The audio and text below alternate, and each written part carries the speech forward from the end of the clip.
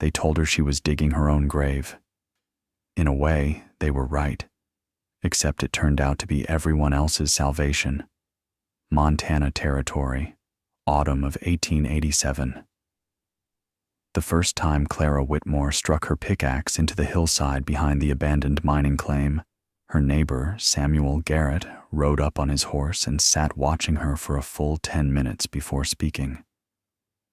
"You know there's no gold in that hill," he finally said. "The prospectors checked it years ago. Nothing but clay and rock." Clara didn't stop swinging. "I'm not looking for gold." "Then what are you doing?" "Building a home." Garrett laughed, a sharp, dismissive sound that made Clara's golden retriever, Copper, raise his head and growl softly. "A home? In a hill? Ma'am, with respect, your husband left you that cabin not 200 yards from here. It's got 4 walls, a roof, and a fireplace. What more does a woman need?" Clara paused, wiping sweat from her forehead with the back of her hand. She looked at Garrett with eyes that had seen too much to care about the opinions of men who had seen too little. "My husband is dead, Mr. Garrett. The cabin he built has walls so thin I can hear the wind laughing at me through every crack. Last winter, I burned every stick of furniture we owned just to keep from freezing, and I still woke up with ice in my hair. This winter, I'm going to sleep warm, and I'm going to do it underground, where the cold can't reach me." Garrett shook his head slowly, the way men do when they've decided a woman has lost her mind and there's no point arguing. "Suit yourself, Mrs. Whitmore. But when that tunnel collapses on your head, don't expect anyone to dig you out." He rode away without looking back. Clara returned to her work. The pickaxe rose and fell. The hill slowly opened, and Copper sat watching, his tail brushing the autumn leaves, waiting for his human to build them a place where winter couldn't follow. Thomas Whitmore had died in April, 3 days after the spring thaw revealed his body at the bottom of the ravine where he'd fallen while checking trap lines in February. The search parties had given up after 2 weeks. The snow had been too deep, the terrain too treacherous, the odds too long. Clara had known he was dead by the end of the first week, had felt it in her bones the way you feel a change in the weather. But she'd kept a candle burning in the window until the melt came, and the truth came with it. The funeral had been brief. The sympathy had been briefer. By May, the townspeople had moved on to other concerns, and Clara had been left alone with a cabin that leaked, a dog that mourned, and a piece of land that nobody wanted because it was too far from water and too close to the mountains where the worst weather bred. She could have sold the claim and moved to town. She could have found work as a seamstress or a cook or a laundress, could have traded her independence for the security of walls that someone else maintained. The respectable widows did this. The sensible widows did this. Clara was tired of being sensible. She had grown up in a mining family in Cornwall, England, where her father and brothers had spent their lives crawling through tunnels carved into the earth.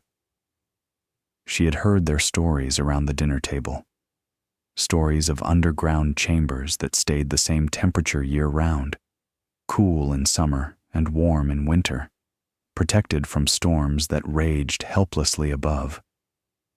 She had visited the old mines herself as a girl, had felt the strange comfort of being wrapped in earth, and had never forgotten the lesson. The surface world was hostile, unpredictable, deadly. But the underground world was stable. The underground world was safe. Her husband had called it foolishness when she'd suggested building a root cellar their first year on the claim. "We're not moles," he'd said, laughing. "We're people. People live above ground." Thomas had been a good man, but he had been wrong about many things, including, apparently, how to navigate a snow-covered ravine in February. Clara had spent the summer preparing. She'd studied the hillside, looking for the right combination of soil stability, drainage, and orientation. She'd read every book about mining and excavation that the Territorial Library possessed, all 3 of them. She'd talked to old prospectors in town, buying them drinks in exchange for advice about shoring and ventilation and the secrets of keeping a tunnel from becoming a tomb. And when the leaves began to turn, she'd started digging. The work was harder than she'd imagined, harder than the stories had made it sound, harder than the books had described, harder than anything she'd done in her 31 years of living. The first 3 feet were the worst. The topsoil was rocky and root-tangled, fighting her pickaxe with every swing. She found stones the size of her head buried just beneath the surface, each one requiring an hour of prying and levering to remove. Her hands blistered, then bled, then blistered again over the wounds. Her shoulders screamed. Her back threatened to give out entirely. But she kept going. By the end of the first week, she had carved a horizontal gash into the hillside about 4 feet deep and 6 feet wide. The neighbors had started to notice. They rode by more frequently than before, finding excuses to check on her, really coming to witness the spectacle of the crazy widow digging herself into a mountain. "It'll flood," predicted Martha Olson, who lived 3 miles east and considered herself an expert on everything. "The spring snowmelt will fill that hole like a bathtub and drown everything inside." "The roof will cave in," warned her husband Henrik. "Earth isn't meant to hang over empty space. God made ceilings out of wood and stone, not dirt." "She'll hit rock and have to give up," said young Billy Tanner, who worked as a hand on the Garrett Ranch. "My pa tried to dig a well once and hit granite at 8 feet. Broke 2 pickaxes and gave up." Clara listened to all of them. She thanked them for their concern, and she kept digging. The second week brought different earth, dense clay that held its shape when she carved it, that didn't crumble or collapse, that smelled of ancient dampness and quiet patience. This was what she'd been hoping for. Clay was a tunnel builder's friend. It compressed under its own weight instead of falling, and it sealed against water better than any mortar. She began to shape the space more carefully now, not just excavating, but designing. The entrance tunnel she kept narrow, just wide enough for her shoulders, angled slightly upward from outside to inside, so water would drain out rather than pooling in. The main chamber she started to widen, carving an oval space that would eventually be 12 feet deep, 10 feet wide, and 7 feet tall at the center. The shoring came next. She'd traded 3 months of butter and eggs to the sawmill owner for a stack of pine logs, and she spent 4 days cutting them to length and fitting them into place. Vertical posts every 4 feet along the walls, horizontal beams across the ceiling, notched to lock into the posts. The frame created a skeleton that would hold even if the earth decided to settle. The work required precision she hadn't known she possessed. Each beam had to be cut to exactly the right length. Too short, and it wouldn't support anything. Too long, and it wouldn't fit into place. She learned to measure twice and cut once, to test fit every piece before committing to the final position. She learned the sound of wood under stress, the creak that meant a beam was bearing weight properly, and the groan that meant something was about to fail. She made mistakes. Of course, she made mistakes. She was learning as she went, teaching herself a trade that men spent years apprenticing to master. One of her early ceiling beams split along a hidden crack, dropping 6 inches before the neighboring beams caught the load. She replaced it the same day. working until her arms shook and her vision blurred, because a single weak point could bring down everything she'd built. But she learned from every mistake, and she didn't make the same one twice. Between the logs, she packed more clay, mixed with straw from the barn. This mixture, she'd learned about it from a book about ancient buildings, would dry into a surface almost as hard as brick, stabilizing the walls and creating a smooth interior that would be easy to keep clean. By the third week, she had a tunnel. October brought the first frost, and with it, a change in the town's attention. The Garrett Ranch lost 2 calves to an early cold snap, the animals freezing overnight in a pasture that should have been safe for another month. The Olson farm discovered their root cellar had flooded, rotting half their winter vegetable stores. Young Billy Tanner's father, still working on that well, struck water at last. But the water was brackish and undrinkable, contaminated by some underground mineral deposit that nobody had known existed. Meanwhile, Clara's tunnel remained dry, stable, and increasingly habitable.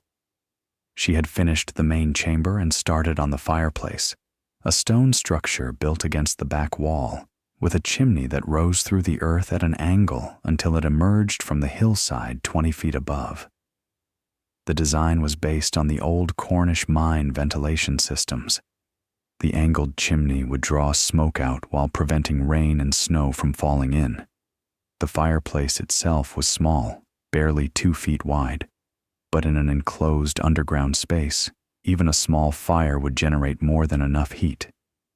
The townspeople stopped laughing and started watching. Samuel Garrett came by again in late October, this time without the smirk. He stood at the entrance of the tunnel. She'd framed it with timber now, a proper doorway with a heavy oak door she'd salvaged from an abandoned homestead, and peered into the darkness within. "Can I see inside?" Clara handed him a lantern. "Mind your head at the entrance. It opens up once you're past the first few feet." He ducked through the doorway and disappeared. For a long moment, there was silence. Then his voice echoed back, muffled by earth. "Good Lord."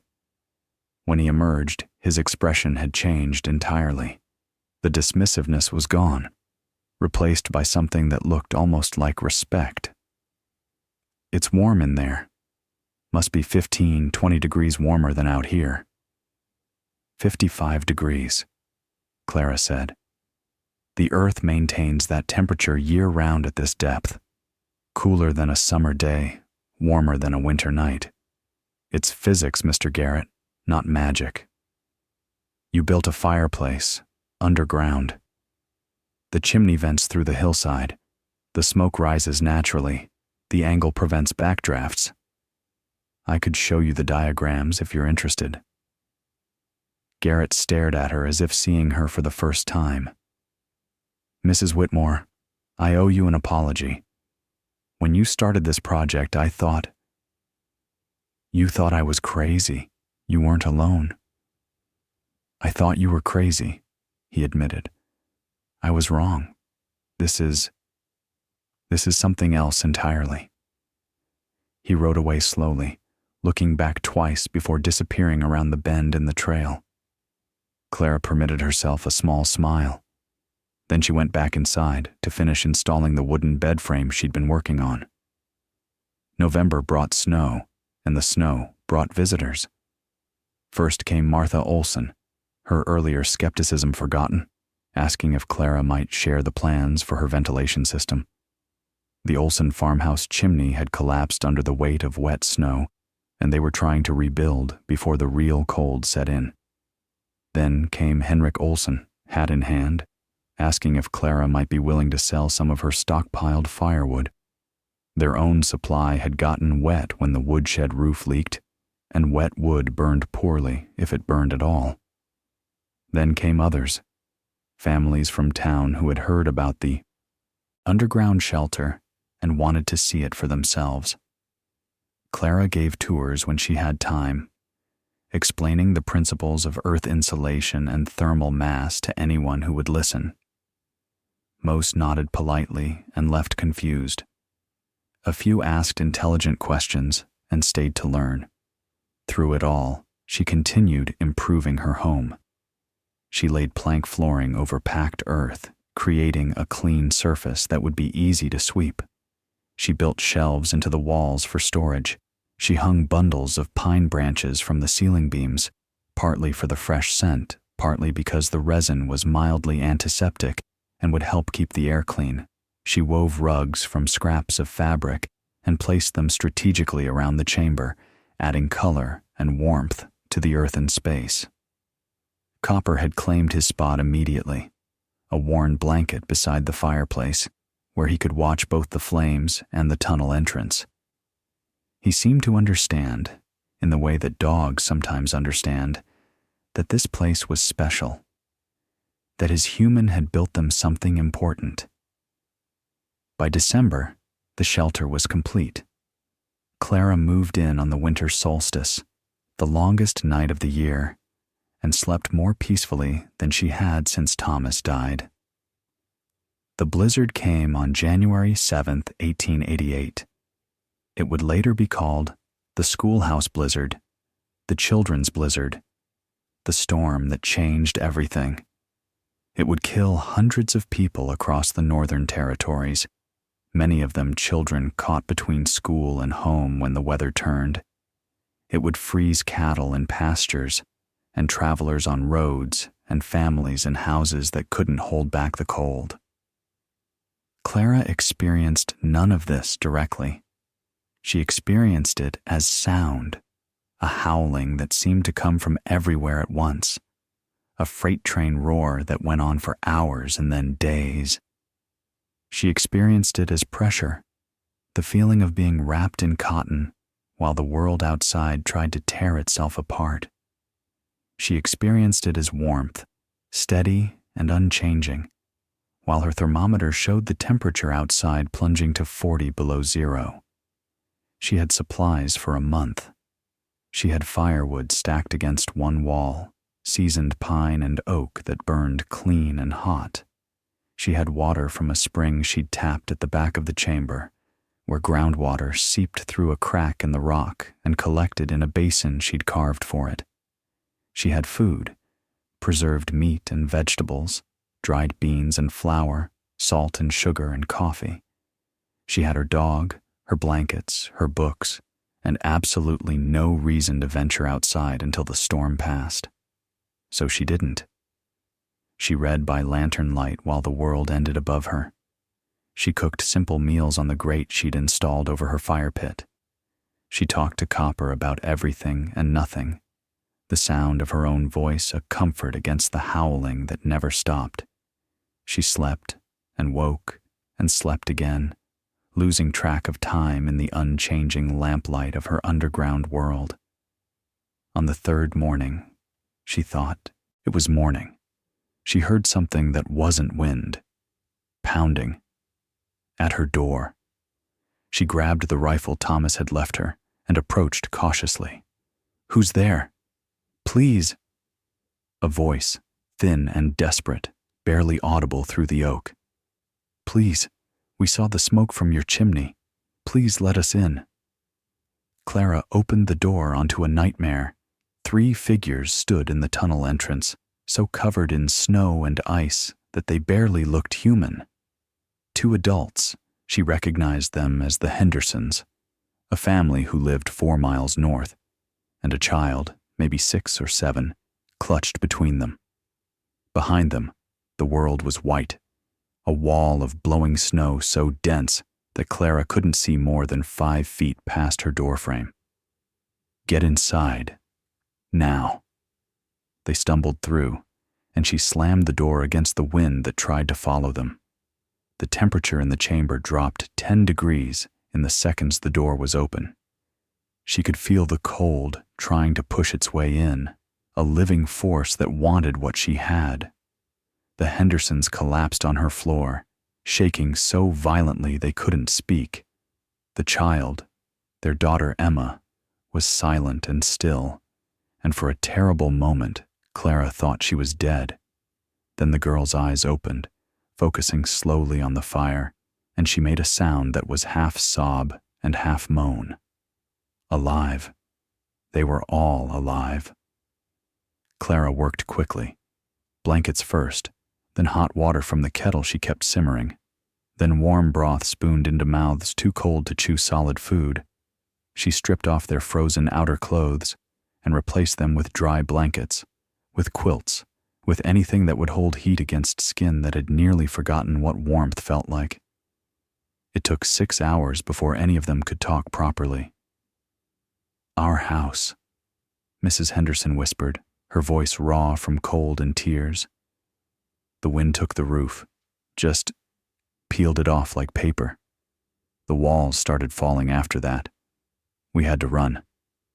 "We saw your smoke," Mr. Henderson added.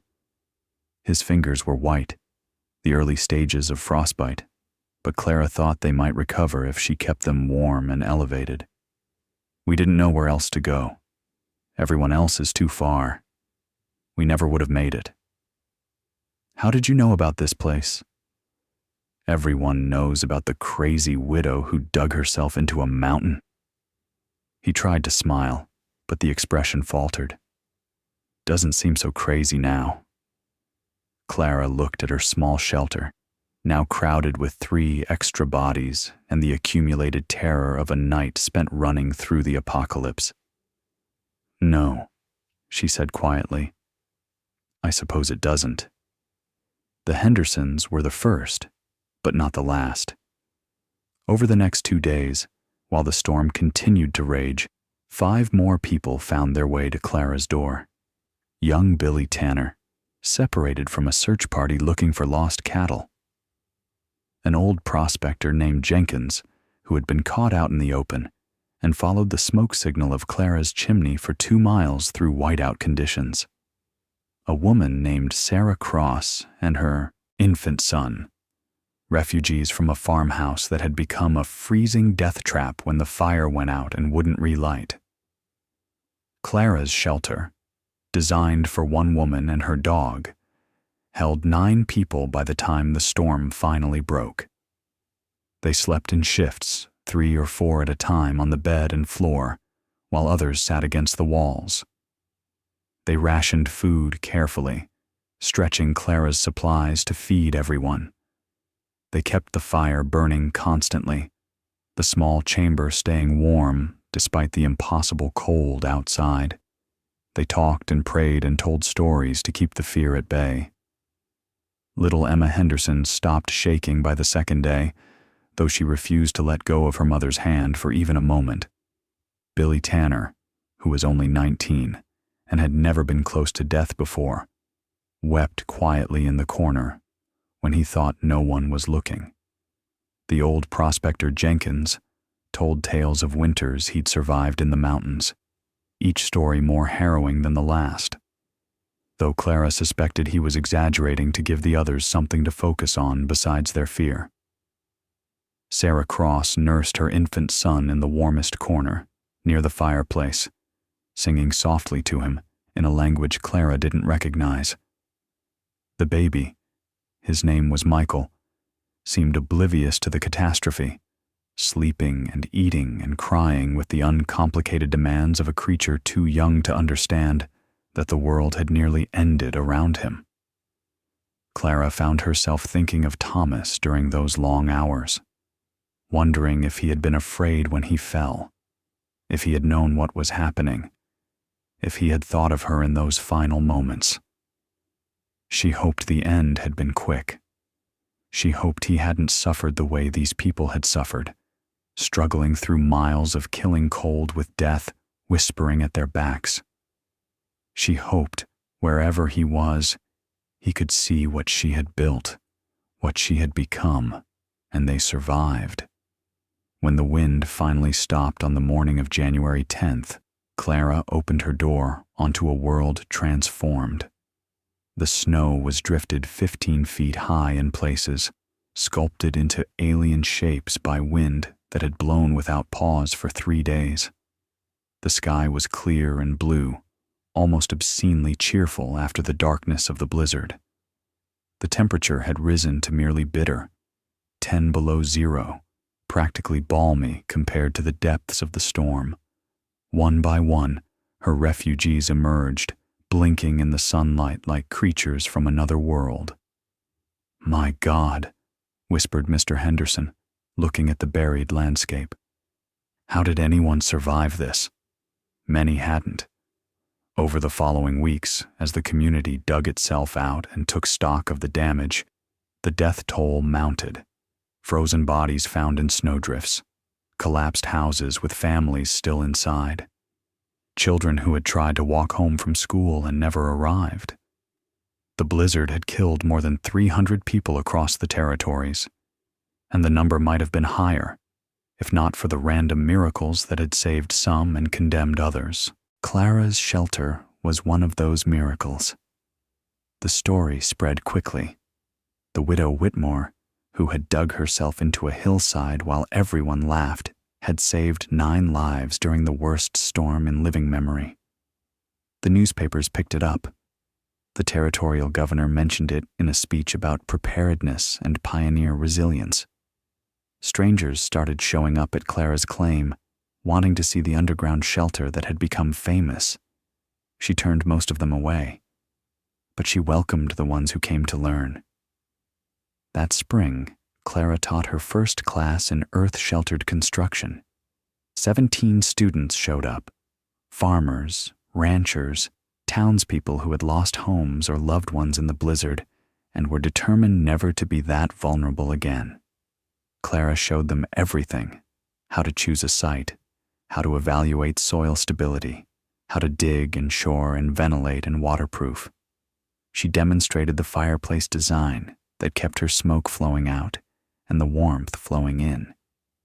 She explained the physics of thermal mass and the engineering of underground drainage. By autumn, there were 8 new underground shelters in the valley. By the following spring, there were 20.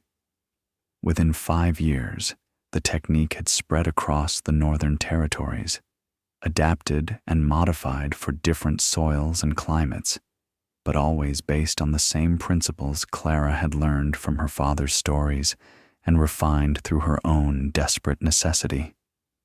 Some builders improved on her design. A Swedish immigrant named Lindqvist developed a better ventilation system that prevented moisture buildup in humid conditions. A former military engineer created standardized plans that even inexperienced builders could follow. A group of Blackfeet craftsmen combined Clara's underground principles with their own traditional knowledge, creating hybrid structures that were better suited to the specific conditions of their homeland. Clara welcomed all of it. She visited the new shelters when she could, offering advice and encouragement, learning from the innovations that others had made.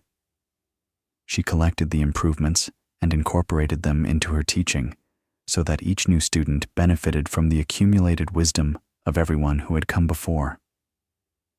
"Knowledge isn't like gold," she told her students. "Gold gets smaller when you share it. Knowledge gets bigger. Every person who learns from me and teaches someone else makes the whole community stronger." She never charged for the teaching. She accepted donations when people offered: firewood, food, labor on projects she couldn't complete alone.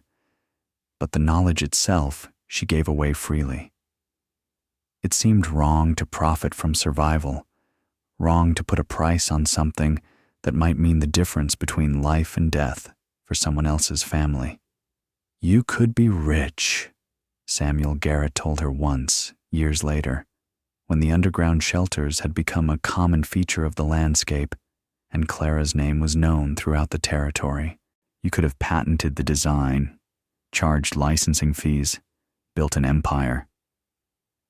Clara was sitting at the entrance of her shelter, watching the sunset paint the mountains gold while Copper, old now, gray around the muzzle, but still loyal, dozed at her feet. "I'm already rich," she said. "I have a home that keeps me warm. I have work that matters. I have a dog who loves me and neighbors who respect me. What else does a woman need? Garrett had no answer for that. Clara Whitmore lived in her underground shelter for another 37 years, until her death in the winter of 1924 at the age of 68. She died in her sleep, in the bed she had built with her own hands, in the room she had carved from a hillside, while everyone told her she was crazy. Copper had died years before, had been buried in a small grave at the top of the hill, where the chimney smoke rose and dispersed into the mountain air. Clara had gotten other dogs since, had loved them and lost them and loved them again. But Copper had been special. Copper had been there at the beginning, had watched her dig the first shovelful of dirt, had been the first to sleep warm in the shelter that would save so many lives. She was buried beside him, at her own request. The grave marker was simple: Clara Whitmore, 1856-1924. She dug deep and found warmth. The shelter still stands today, maintained by the Historical Society as an example of pioneer ingenuity. Visitors can walk through the entrance tunnel, duck through the timber-frame doorway, and stand in the oval chamber where 9 people survived the worst blizzard in territorial history. The fireplace still works. The spring still seeps through its crack in the rock. The earthen walls still hold the steady 55-degree temperature that Clara discovered more than a century ago. The guides tell her story to every group that passes through. They explain the physics and the engineering, the history and the tragedy, the woman who was mocked for digging a hole and ended up saving a community. But the part of the story that resonates most, the part that visitors remember long after they've forgotten the technical details, is simpler than physics or engineering. It's about a woman who lost everything and decided to build something new. A woman who faced an impossible winter and carved out a space where impossible didn't apply. A woman who listened to her own wisdom when everyone else's wisdom had failed. They told her she was digging her own grave. They told her she was crazy, foolish, wasting her time on a fantasy that would collapse around her. She kept digging anyway. And when the storm came, the storm that killed hundreds, that buried houses and froze cattle and turned the prairie into a frozen hell, she was warm. She was safe. She was alive. And so were the 9 people who found their way to her door, drawn by the smoke from a chimney that rose from a hillside, the only sign of life in a world that had surrendered to the cold. Some lessons take a long time to learn. Some people never learn them at all. But Clara knew. Clara had always known. The surface world is hostile, unpredictable, deadly. But dig deep enough and you find something else. You find warmth. You find shelter. You find home. All you have to do is keep swinging.